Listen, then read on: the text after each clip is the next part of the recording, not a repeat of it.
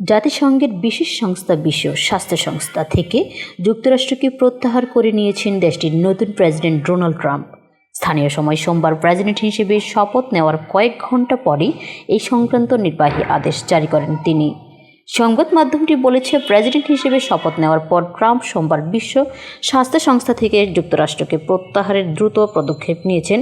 এটি এমন একটি পদক্ষেপ যা বিশ্বব্যাপী স্বাস্থ্য খাতের নেতৃত্বস্থানীয় দেশ হিসেবে যুক্তরাষ্ট্রের অবস্থানকে দুর্বল করবে এবং পরবর্তী মহামারীর বিরুদ্ধে লড়াই করা আরও কঠিন করে তুলবে বলে মনে করছেন জনস্বাস্থ্য বিশেষজ্ঞরা।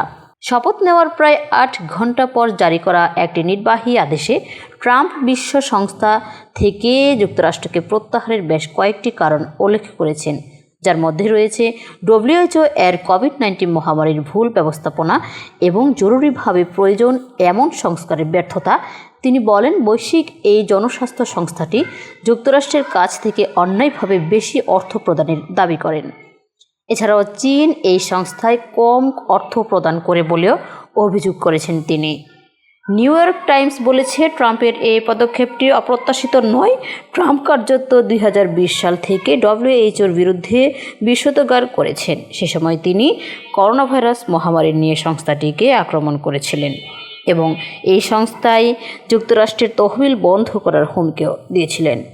এরই জেরে 2020 সালের জুলাই মাসে বৈশ্বিক এই সংস্থাটি থেকে যুক্তরাষ্ট্রকে প্রত্যাহার করার জন্য আনুষ্ঠানিক পদক্ষেপ গ্রহণ করেছিলেন Trump. Desk report, ITV Bangla.